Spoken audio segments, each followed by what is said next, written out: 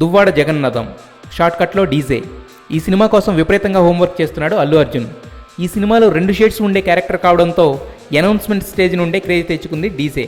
అయితే డీజేలో Brahmin character కోసం training తీసుకుంటున్నాడు బన్నీ.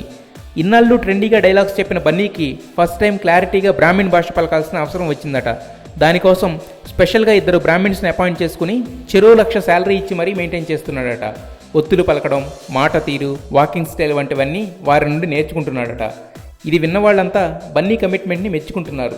ఇంతకుముందు గోనగన్నారెడ్డి పాత్రకు కూడా తెలంగాణ యాస కోసం డిక్షన్ క్లాసెస్ తీసుకుని పెర్ఫెక్షన్తో ఆ క్యారెక్టర్ చేశాడు. రుద్రమదేవి ఎంత హిట్టో గోనగన్నారెడ్డి పాత్ర ఒక్కటే అంత హిట్ అయింది. ఇంకా ఫ్రాంక్గా చెప్పాలంటే రుద్రమదేవిని నిలబెట్టింది బన్నీ పోషించిన ఆ పాత్రే. సో అలా ఈ డీజేని కూడా స్పెషల్గా నిలపాలని ముందు నుండే హార్డ్ వర్క్ చేస్తున్నాడు stylish star. All the best for DJ.